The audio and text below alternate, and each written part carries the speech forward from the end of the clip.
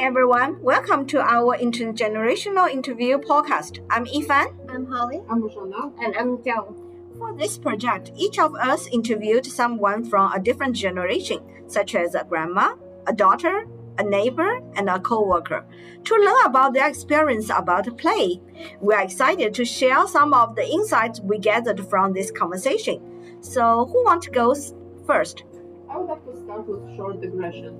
The Convention on the Rights of the Child underlined that play is an essential right to each child. And yet, in preschool age, we focus on kindergarten readiness, ignoring all of its benefits. And let's not forget that 10 provinces have approved play-based learning. However, we are facing new changes coming in the kindergarten curriculum. Let's examine more closely how perspectives on play have evolved over the years based on our interviews. I wanted to share the first similarity, and that is technology and how it has increasingly grown over the years and become a key tool when children are engaging in play. Whether that's video games, TV, or radios, technology over the years has been implemented into play. A similarity between all participants was limited technology exposure during childhood. The older generation had only radios or TVs, each having a few channels. Today, children have more access to technology, and parents are responsible for implementing limitations on screen time. Those who grew up with limited technology found that childhood was more meaningful as they had more opportunities for outdoor play and imaginative play. I totally agree with Holly. The second similarity across all the interviews was the important role of outdoor play in childhood. The research done by Ramden with some other scientists, 2025, proved outdoor play is beneficial for the health, well-being, and the development of children. Each participant shared the memory of spending a lot of time outside. For example, my neighbor said when they were young, they often stayed outside for 7 to 10 hours a day, same as Charles' co-worker and Holly's grandma. However, compared with past, children today spend much less time outdoors. Many only spend about 2 to 3 hours outside per day, but 4 to 6 hours on screens. This shows how children's play experience have changed a lot across generations. This difference becomes even clearer when they hear directly from my neighbor's interview. So let's say if it was summer. Summer? Yeah. Let's say if it was summer, we were not at school. Minimum 8 to 10 hours. We were gone all day. 8 to 10 hours. Yeah. And if it's winter, Outside doesn't matter. Skating, Like playing in the snow, making snow. maybe shorter because it was dark early. Well, it was dark earlier. Yes, you're right. So maybe. But we play in the backyard. Like our dad would build a skating rink in our backyard, and we'd skate, until it had time for bed. So still maybe 8 hours. I guess. I mean, we had to be in bed by 8 o'clock.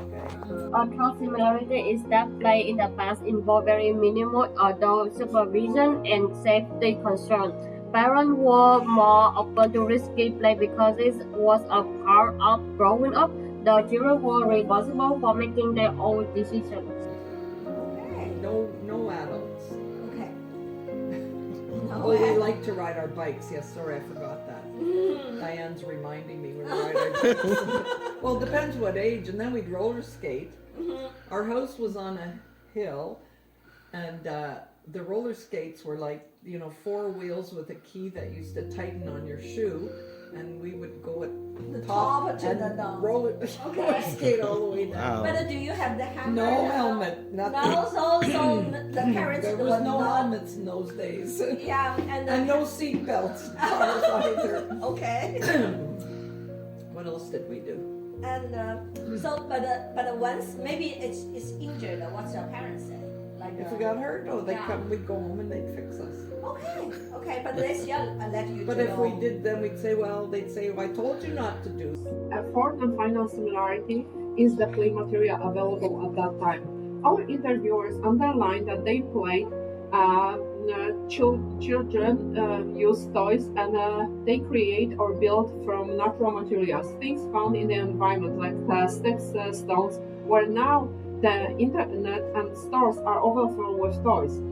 In the book Loose Parts 4, play is a fundamental building block of human cognition, emotional health, and social behavior. Looking more closely at what change political, economical aspects might be the factors. If an interviewer belongs to the post-war generation and child was from a politically isolated country. A final similarity is that play is crucial to a child developing skills such as negotiation, using tools, collaboration, problem solving. Children have the opportunity to execute all these skills during childhood, so that it has a positive influence on the future abilities. The play is just for fun and also be creative and learning all sort of skills. And when you play, you never just play. Even the kids, they don't realize how important they are. But as adults, you can see they were practicing all sort of skills, communicating skills with friends, and the social skills, decision making, and problem solving, and critical thinking. All these skills they can, and even emotions they express to each other, and so they can they experience everything. So in the future life, they can manage their emotions much better. Now that we have identified the similarities, we can now look at the differences. The first difference I noticed across interviews was the different type of play activities. For example, Madonna's daughter shared that many children today prefer educational games or video games, and she sometimes finds the traditional toys like dolls are boring. However, Charles' co-worker played the jump rope in China, and my neighbor described adventures and risk play in Quebec, such as exploring construction sites, playing near rivers, climbing high walls. They even play with toy weapons like cap guns and bows, reflecting the influence of World War II. The second difference is cultural context. Holly's grandma and my coworker both were born and raised in different countries. Both of them didn't interact with any children who have disabilities or multicultural background in their home country. In contrast, Magdalena's daughter and Yvonne's neighbor both were born and raised in Canada. They encounter children who have disabilities and have friends who come from different cultures or speak different languages. The third difference uncovers the social climate and community attitudes for the different generations. The older generations grew up in a more stable, close-knit neighborhoods where children were able to play and explore while having a sense of safety, that they were comfortable enough to take candy from a stranger, as shared within Yifan's interview, which is not acceptable now. The younger generation has the opposite. They face experiences where families frequently move due to new opportunities, leading to issues like age differences among children in the neighborhoods and organized playdates for sustainable friendships. The fourth difference is previous and modern parenting. According to Peter Gray, play in the past was self-controlled and self-directed, whereas today it's organized and marked by uniforms and the presence of adults on the side, shifting from freedom to structured activities. In the 60s and 70s, many parents tend to take a step back, giving their children more space for independence.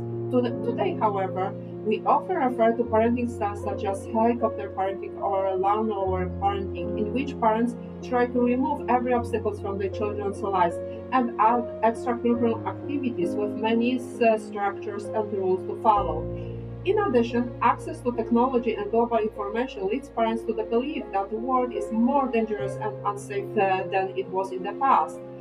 But it's the opposite. Gray mentioned that outdoor play is more boring and less safe since there are fewer children playing on the streets. Well, I think the biggest difference is not technology, it's parents sticking their nose in everything their children do. That's the biggest difference, is everything's organized. Even things like kids being in soccer and all the parents are there. Yeah. That was not in our time. You've never had parents. But I have one question. I was there, when my kids are skating, because when the kids wants to go to the washroom, they always call the parents, oh, Darren's mom, please come to the door. And you went by yourself. Or maybe a teacher went with it. I can't We remember had parents. in every park, remember? Yeah. With bathrooms. But So our you guys parents go- were not there. No. Yeah, so you guys go by yourself, right? Yes. And so that's, I would say, is the number one difference. And I remember my son to this day thinks I was such a bad mother because when he was little, I don't know, 8 or 9, he wanted to play soccer. So it was, of course, our guy. So she used to bring him to the soccer game, and I'd see all those parents there, and I think that's terrible. So I would just drop him off because I wanted to be. Parents didn't belong there, but he felt like I lost it. I'm the only one who didn't have my mother at, or I don't know, at that time I was divorced, so I think when his father would take him, he might stay. But I used to think that was terrible. I thought I was doing a good thing for my son by not being one of those parents sitting there yelling and cheering them on and drinking their beer. And I used to think that was terrible. In terms of reflection, I would like to reference the tech video Sugata Mitra built a school in the cloud in week 1. He said that the school is built to produce identical people to serve and contribute to society. This perspective may be accurate in some countries like China, where people have the same origin and tradition. However, this doesn't reflect accurately in Canada culture. The evidence is Holy Grandma, my coworker, and Marcena families came from different countries, but they all found a sense of belonging and contribute to this country. I would like to take the key idea of the SOUL concept, which is called a self-organized learning environment. It's a school where children can learn at any time, anywhere, and with anybody in their own way without punishment and examination. Our interviews prove that when kids are play alone, they set their own rules, and outdoor play definitely allows them to take risks and engage in unstructured and imaginative and interest-driven free play. Reflecting on that, I agree with Sugata Mitra that the educational system does not need more content, but rather a shift in the approach to learning. Things that were important to us become irrelevant to upcoming generations. Since we educate children to navigate an unknown and dynamic future, that request different skills and introduce new tools and devices. So we as an educator have to stay open-minded and adaptable. From our interviews, I noticed that the different generations allowed for different perspectives. This created an interesting comparison between the generations and the changes of play. These perspectives connect with early years study 4, particularly chapter 2, Play with Purpose, that highlights the importance of play and what it does for a child's development and learning. Play continues to support a child's development and early learning in environments that influence a child's exploration, interactions, and learning. It is evident that play has changed across generations, but remains a crucial and fundamental part of childhood development. As future ECE, this reminds us the importance of intentional creating opportunities for outdoor play. It also highlights the value of child-led free play. In many cases, children are more engaged and motivated when they can choose their own activities. I have observed a similar approach during my current placement. I seldom see the worksheets being used. They are always free play. So children decided what they want to play and how they want to interact with the materials. These are what I learned from the interview podcast. So that brings us to the end of our discussion, and I wanted to highlight that all our interviewees, regardless of age, agreed that play to them is associated with excitement, happiness, freedom, and adventure that creates opportunity for self-regulation, critical thinking, creativity, and many other skills necessary in later adult life. An area that stood out the most within the interview was the question, what does the word play mean to you? What did it mean? Play. Yeah, play. It's fun. Fun and freedom and adventure. And away from parents. Mean to you? For me, the word playful, but play means to me happy, exciting, joyful. Yeah. We're happy and love to do it and love to be with each other doing things, you know. Thank you for listening to our podcast. We hope this intergenerational session encourages you to think about how play can continue to support children's learning and well-being in today's world.